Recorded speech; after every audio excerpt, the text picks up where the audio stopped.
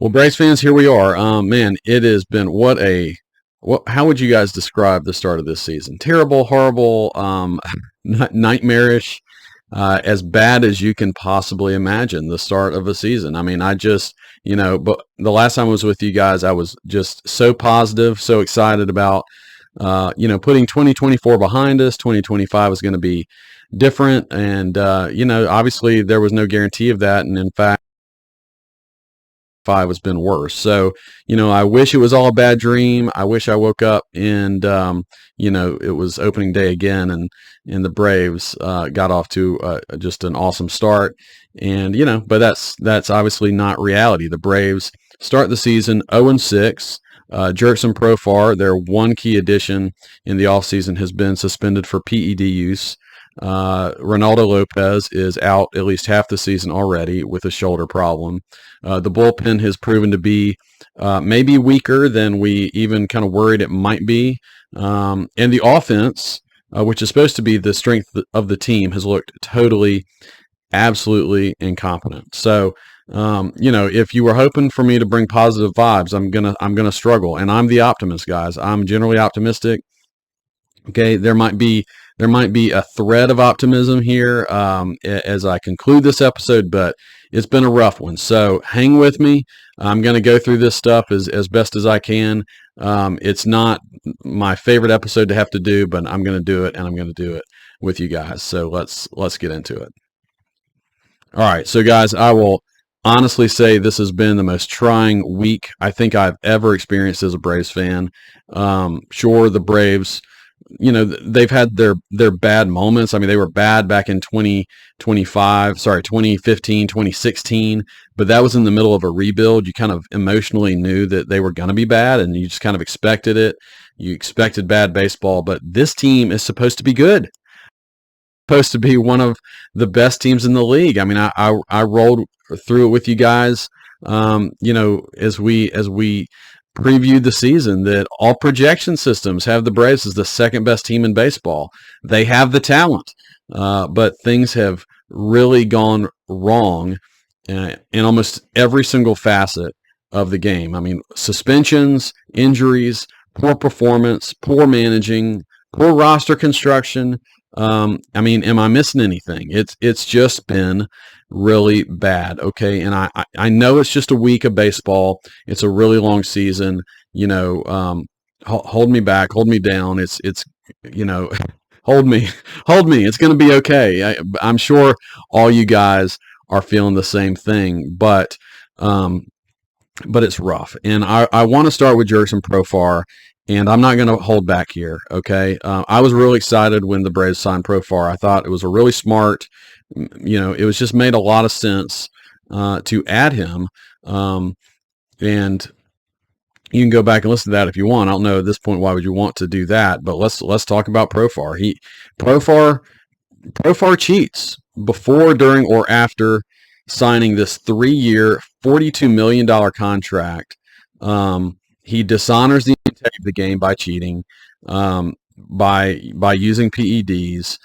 He directly harms his brand new teammates who he's just getting to know, and you're trying to ingratiate yourself to a new clubhouse. He directly harms them. They have to show up to the clubhouse and answer all these questions. He's not in the lineup. He's hurting the team. I mean, just in so many ways. To do this to a new team you're just coming to is ridiculous. He disrespects the organization that just gave him $42 million, that just invested in him. Basically, that's saying, we believe in you. We're partnering with you. He alienates a brand new fan base that's excited to see him play and welcome him in. And Braves country is so good at doing that with new players, and he just basically slaps us fans in the face with this, and he casts a huge shadow of, over his entire 3-year tenure with the team. It's just like, I don't know if there's anything he can do to make up for this. Now, he could maybe come back and be good, and by the end of it, we're, at least kind of okay, but man, this is a hard one to get past for sure. So first, let's just get it out of the way. Profar cheated. He very likely cheated. The substance he was suspended for is called HCG. It's a drug typically used at, of course, look it up. It's a drug typically used to re-trigger testosterone production, uh, typically in like pubescent boys. So, okay, there's not a lot of reason for Profar or any baseball player to be taking this. Yeah, it's the same substance that Manny Ramirez was caught using in 2018. As I was looking through, just trying to figure out what this stuff was, I came across a Boston Herald article regarding Manny Ramirez, and I think this was back in 2018 when the article was written. There was a Dr. Chris Gary that was quoted. He was an orthopedic surgeon, quoted in this article, and this is his quote: "There is no reason for a male athlete to take HCG other than masking that he is taking steroids." Okay, so look, is there some like 0.5% chance that Profar didn't mean to do something? And, I guess so. You always leave that possibility, but the likelihood is just so slim. And when you couple that with, the idea that Profar has the season of his life last year at 31 years of age, he starts tapping into more power. Suddenly he's a Silver Slugger and an All-Star. Okay, we don't have to connect the dots too much there. Then he signs a $42 million contract with the Braves, but he didn't quote unquote knowingly take a banned substance. It's just totally laughable to believe that this guy cheated, then signed this deal with the Braves, and we're stuck with him. And, this is a team that's acting like, they have money to spend. They're acting like they don't have money to spend. They're, I guess, tight with the purse strings right now. So to use the little money you have, or that you say you have, on this guy, and now it's just like, from is it an albatross contract? Close to it. This is an 80-game suspension. If you missed the specifics, okay, he suspended 80 games for this season, but that also means he is not eligible to appear in the playoffs at all. And we all hope that the Braves can bounce back from this and make the playoffs. But even if they do, Profar will not be a part of that. He cheated, he lied, he hurt his team, and I have no idea what the future holds for Profar in Atlanta. He has so many fences to mend if he ever hopes to rebuild any goodwill in Atlanta. I was excited, like I said, I was excited about his addition, and I wasn't thinking about the possibility that this late career resurgence had anything to do with steroids. You kind of figure steroids are mostly out of the game now, but I'm like, yeah, okay, I'm pretty much done with you, Profar. Like, I was really excited about you as a Brave and what you might bring, and now I have no trust that you're a good guy, that you're a good teammate. You use steroids. It is a selfish act. And, you got caught. And this masking agent, typically there's like a masking agent for a masking agent. He said something about, well, I got tested 8 times last year and didn't test positive. That's not proof that you weren't doing it.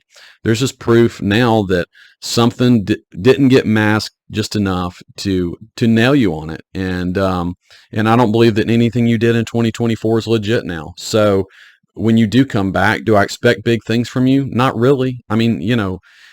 Maybe he has figured something out otherwise, and he's okay. But it's sure hard to cheer for him, to root for him as a Braves fan. You hope the team does well, obviously, but man, it just stinks. The Braves have not had a history of guys doing steroids or performance enhancing drugs, and I don't like it at all. And it just really stinks. Okay, and then on top of all this, of course, this is happening as the Braves are 0-6. They're reeling to start the year. They're in desperate need of offense and a leadoff guy. They really needed him, and he's gone for 80 games. And then it all gets worse, of course, with Reynaldo Lopez going down with the shoulder issue. He's going to have to get, I guess, arthroscopic surgery, and will be out, what I heard from Mark Bowman, at least half the year. It could be longer depending on what the issue is in that shoulder. So we just don't know yet, but it's not a quick return for Reynaldo Lopez. So the Profar suspension, the Lopez injury, and the way the season has started has really just struck directly at the places where the Braves needed things to go right. Instead, they've gone horribly wrong. Okay, so the Braves have no good internal answers in left field. That's the reason they signed Profar. He was meant to answer that, and now here we are again. The internal answers are a bunch of fringe guys that aren't likely to make much of an impact. I mean, you got Kelnick, who's just still not doing anything. You've got De La Cruz, who hasn't, he had a good spring. Maybe you can catch lightning in a bottle for a month, and he can be good. I mean, he's got some power. Alex Verdugo, this does, by the way, the conspiracy theorist in me says the Braves knew a little while ago, and this is part of them knowing what was coming down the road. But, that's kind of unanswerable, at least at this point. But I'm glad Verdugo is in the mix. I actually like him the most simply because there's a little more certainty with what he brings. He's a really good defender. If he can, get back to even just marginally good offense, I think he does give you something. He's a little bit more, at his best, he's a little bit more of an on-base guy. Probably a poor man's Profar, at least Profar performance enhanced, I guess. But, he will probably be in the mix in a week or two. He's got to ramp up because he signed really late. And then they signed Stuart Fairchild, or they got him from Cincinnati. And he's got a little power, but Cincinnati basically dropped him. So I'm not pulling out a lot of hope for that Stuart Fairchild is going to come in and save the day. So none of these guys are exciting me. None of them are going to be like super game changers. Again, Verdugo to me is probably the best possibility, but we'll just have to see. The Braves went cheap this offseason. None of us liked it. And they didn't add to the starting staff. They didn't add to the bullpen. Profar was the one thing they did, and quickly the bullpen has proven to be average at best, while Lopez's injury, suddenly the answer now is Bryce Elder again. Here we go again, right? Bryce Elder back in the rotation again. He's going to pitch tonight against the Dodgers. You talk about a terrible setup to go 0-7. I think it's incredibly likely that's going to happen as he's pitching tonight. So, look, did 2024 ever end? It feels like the vibes of that season, I hope, the bad juju, the bad mojo, whatever, was gone, but it's not gone. 6 games into the season, it doesn't seem like anything has changed. The Braves got eviscerated by the Padres in the first 4 games and have done next to nothing against the Dodgers either. They are now an amazing 1 for 34 with runners in scoring position and have scored a total of 9 runs in 6 games. I'm not going to go through every game. It's been a little while since I've been able to be with you guys. I'm not going to do like a full summary of every game, but in general, the summary of the first 6 games in total, a few things I see. A team that doesn't look ready to start the season. They just don't look ready. This was similar to last season. In fact, it's way worse than last season. Last season, they actually kind of started okay, and then it got worse and worse as the season went on. But man, Michael Harris looks lost. I mean, it's 3-pitch strikeouts like every time up. I don't know what's happening. I love Michael Harris. He's one of my favorite players, but he just looks totally lost. Base running blunders all over the place. You'll remember the Ozuna base running blunder that was really big. When you're barely getting base runners, you don't want to get thrown out. That was in the San Diego series. Random bullpen guys, the Braves are cycling through. I mean, just clearly they don't have an answer in the bullpen. And then bullpen decisions that don't make sense. That very first game that Snitker managed like he didn't care to win game 1. Look, I mean, even just from a psychological perspective, if they had just won that first game, right, it does change a little bit. Even if you're not playing well, you got to win under your belt, right? And just now knowing that they let that one get away and everything else is kind of just spiraled since then, it just stinks. Zero urgency. There's just zero urgency that you can see from these players. There's a fine line. The Braves have always been this way. They've always kind of taken it one game at a time, don't overreact to a few losses. And in a long baseball season, that tends to serve you well. But I think there is a fine line between not overreacting to losses in a long baseball season and not having any kind of emotional reaction at all, like just being dead emotionally. That's what it seems like. And no, I'm not in the clubhouse. Maybe it's different than that. But I just think there's a point at which this team has gone to sleep. Um, and it's really frustrating to watch. I'm sure you guys are feeling the same way, at least on some level. If you're not, tell me. But man, it just seems like it. You know, the other thing I would just say, an offense that is still totally reliant on a home run to score. It's like if it's not a home run or an error, like by Mookie Betts last night, an error by the other team, they don't have any way to create offense. There's no other way. They don't hit with runners in scoring position. They're not using any kind of team speed.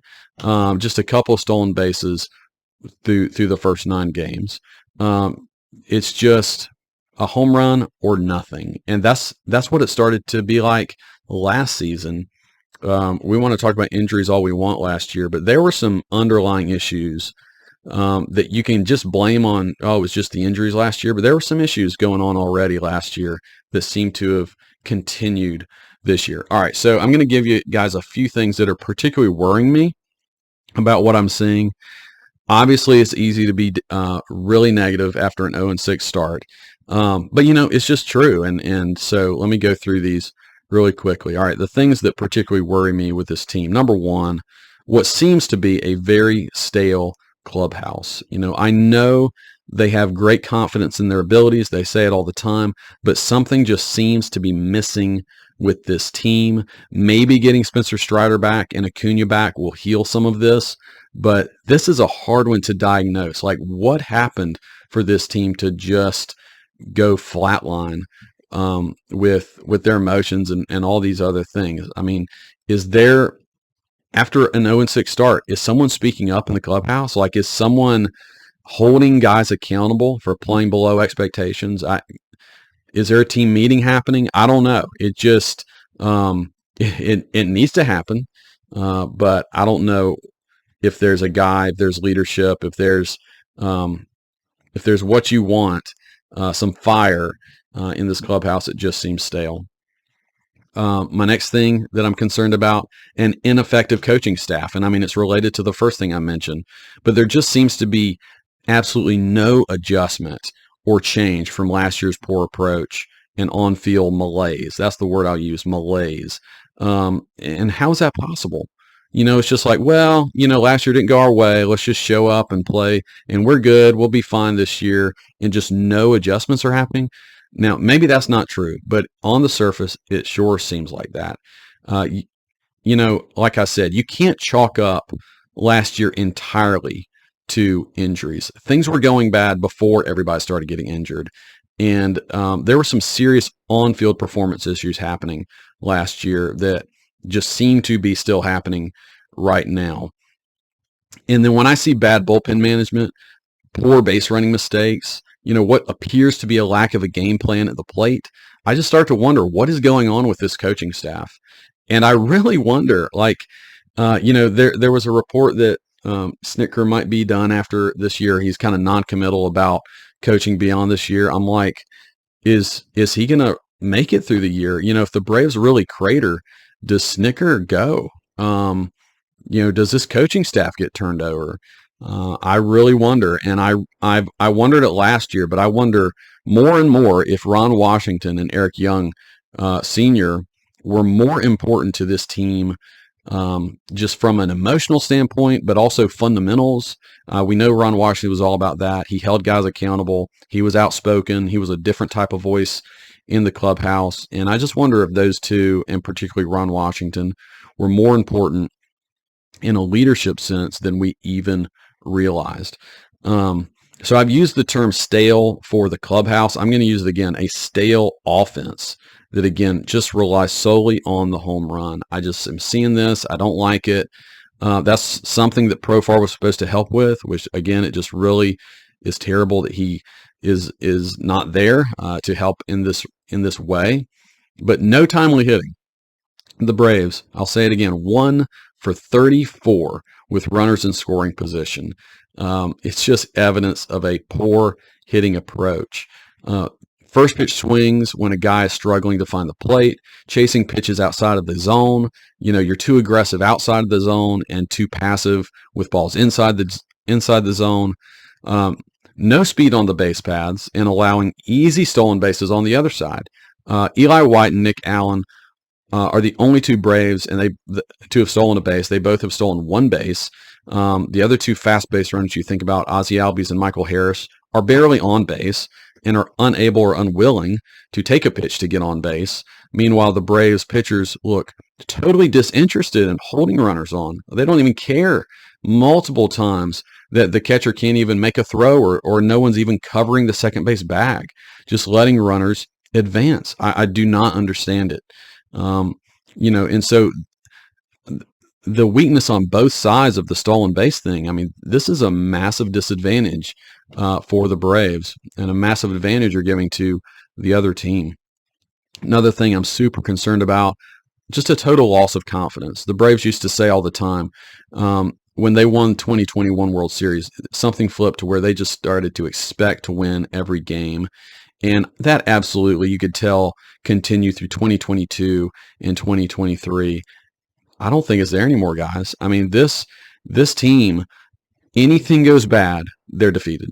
Anything goes bad. And I feel it from a fan standpoint, right? The first thing that goes bad, you're like, well, they lose this one. They'll lose this one.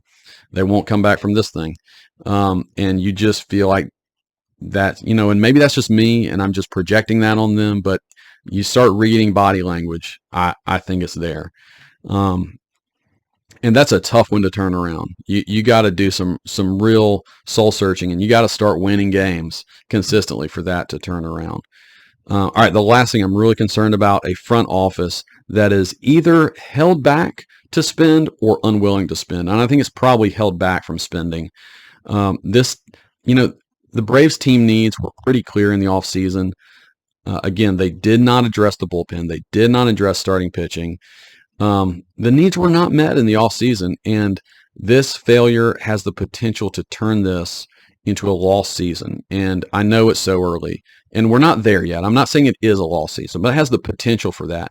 And that's ridiculous considering the talent that is on this roster. There's so many talented players on this roster, not playing up to par, but also probably not feeling supported by the front office in putting them in a chance to succeed. Of course, the Dodgers went above and beyond to set up their team for success this year. And other teams, not to that level, but did more than the Braves did.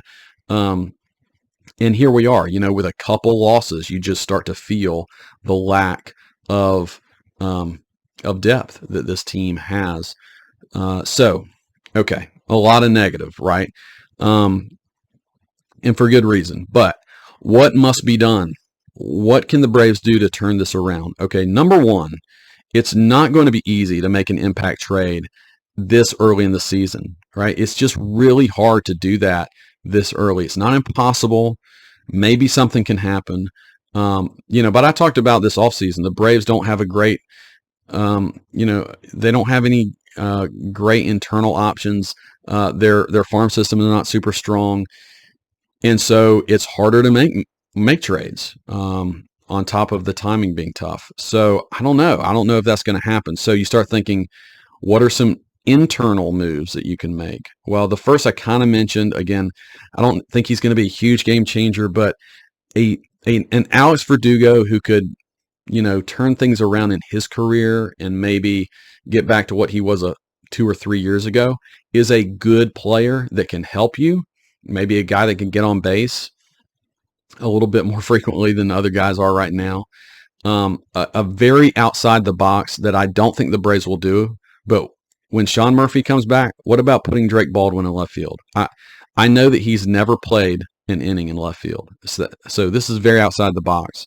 But you need to start mixing some things up. Okay, and I really don't like the idea of Baldwin having to go back down to AAA. Now, the thing I don't really like about this is he needs to catch. Okay, so maybe he could play left field half the time and catch half the time or whatever. But I hate the idea of losing him, and I know his average isn't looking good right now, but he's put together some of the best at bats of any of the guys on the team. So I don't want to lose that bat.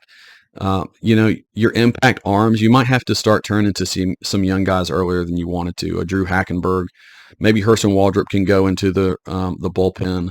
There's some other guys, maybe they'll start showing you something early this season, and you just go to them and you go with the talent.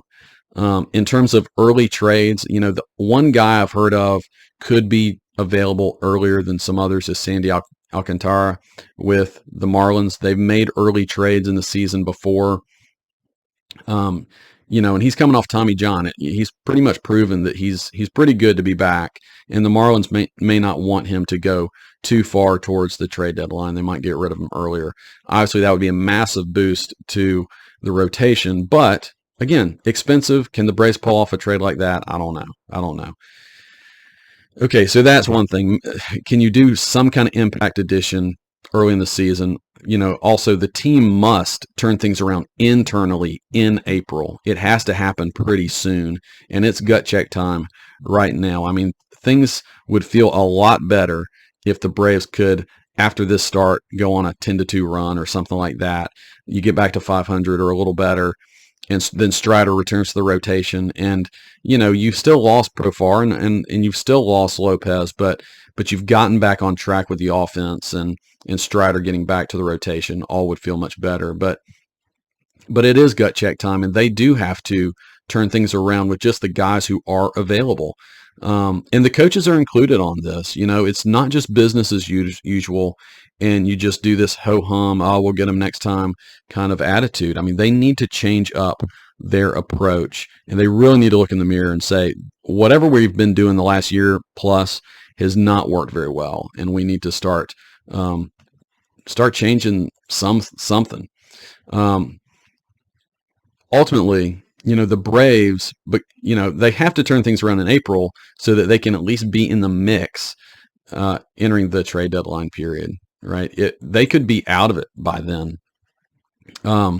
So they have to do it now, and hang around so that Anthopoulos can maybe be more aggressive during the trade deadline. So, that's the other part of it. Anthopoulos has to be freed up to improve this roster.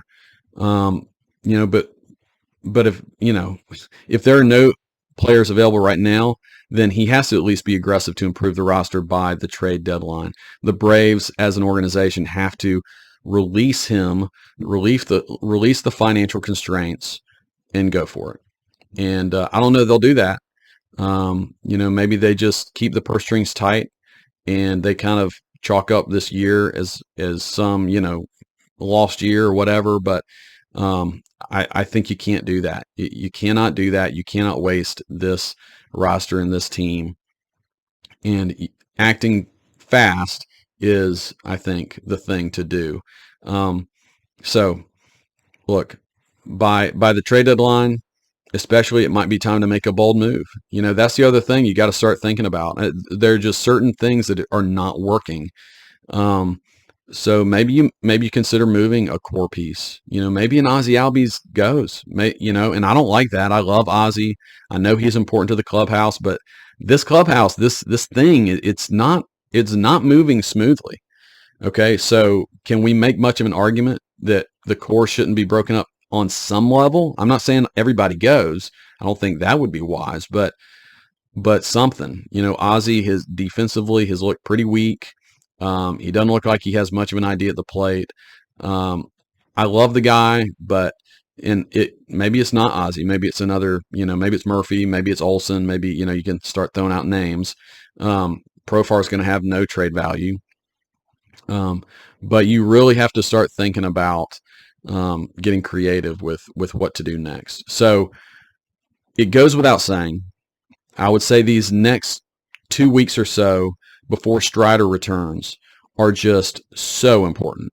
The Braves have to turn this around on some level so that by, let's say, the end of May, they can have fully righted the ship. By the time Ronald comes back, and hopefully he'll be really providing a lift, but they've got to turn things around. And man, what a just disappointing start. I'm sure they feel it. It's I think Chris Sale said, they're being tested on another level right now, and we'll see what they're made of.